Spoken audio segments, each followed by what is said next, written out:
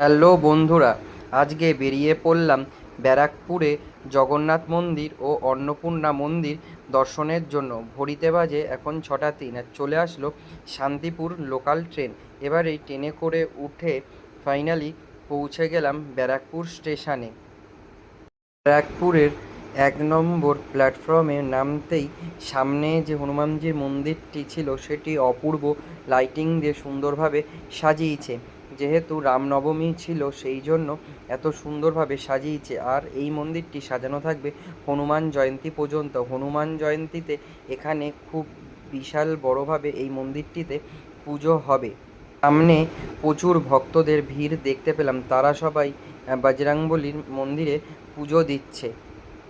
বজরংবলী মন্দিরটির পেছনের দিকে আরও একটি মন্দির রয়েছে, সেখানে রাধা কৃষ্ণ আরও প্রচুর দেবদেবীর মূর্তি রয়েছে। আর ঠিক তার পাশেই রয়েছে দেবাদিদেব মহাদেবের একটি মন্দির।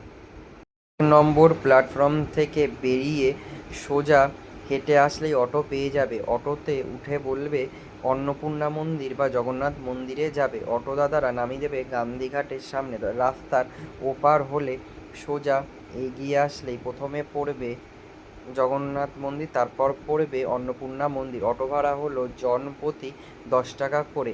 জগন্নাথ মন্দিরে প্রবেশ করার আগেই রয়েছে বিশাল বড় একটি হনুমানজির মূর্তি।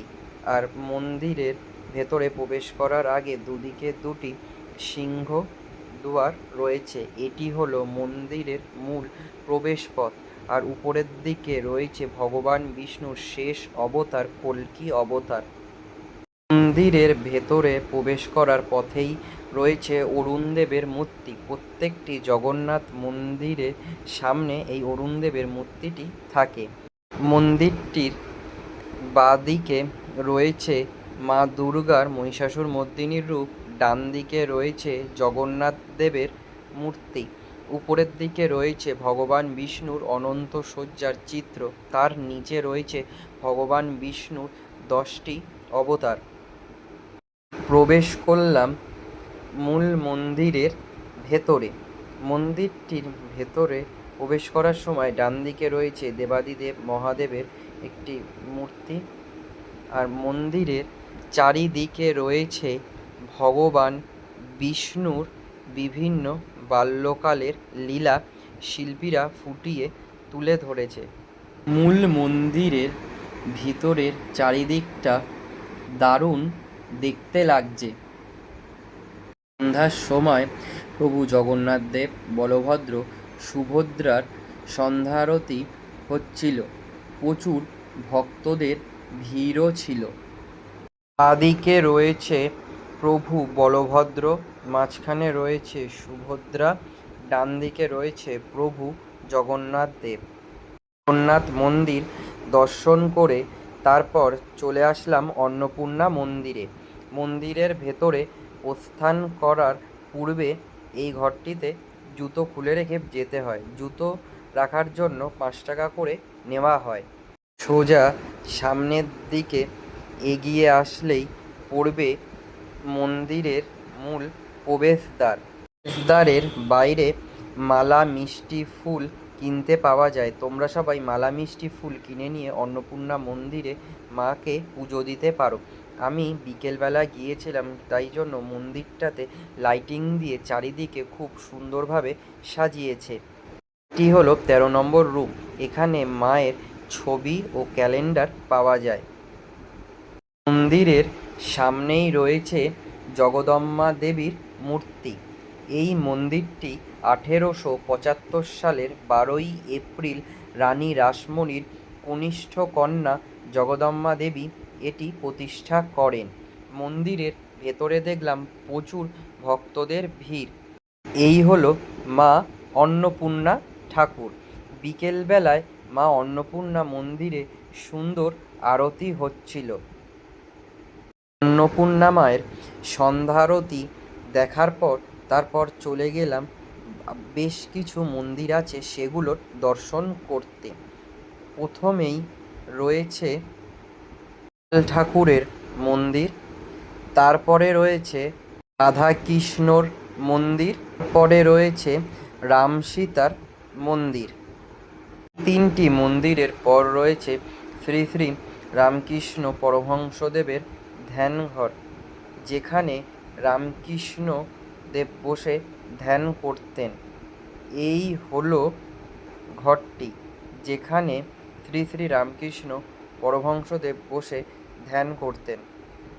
এই হলো বেলগাছ।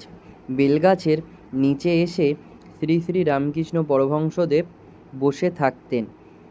বেলগাছের পাশেই রয়েছে ছোট্ট একটি মন্দির। এই মন্দিরটিতে পুরোহিত মশাই পুজো করছিলেন। বেশ কিছু শিব মন্দিরও রয়েছে। এখানে 6টি শিব মন্দির রয়েছে। প্রথমে রয়েছে শ্রী শ্রী কল্যাণেশ্বর, তারপর রয়েছে শ্রী শ্রী কিন্নরেশ্বর, তারপর রয়েছে শ্রী কাম্বেশ্বর। কল্যাণেশ্বর, কিন্নরেশ্বর, কাম্বেশ্বর এই 3টি শিব মূর্তি দর্শনের পর তারপর রয়েছে আরও 3টি শিব মূর্তি। প্রথমে রয়েছে শ্রী শ্রী কপিলেশ্বর, তারপরে রয়েছে শ্রী শ্রী কেদারেশ্বর, তারপরে রয়েছে শ্রী শ্রী কৈলাসেশ্বর। টি শিব মন্দির দর্শন করার পর তারপর রয়েছে ছোট্ট একটি বজরংবলীর মন্দির। অন্নপূর্ণা মন্দিরে ভোগ প্রসাদ খাওয়ার সুব্যবস্থা রয়েছে।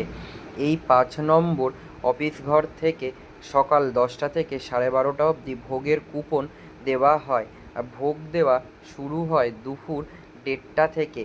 ভোগ খাওয়ার লাইন পড়ে এই 2 নম্বর গেটের সামনে। এখানে চেয়ার টেবিলে বসিয়ে ভোগ প্রসাদ খাওয়ানো হয়।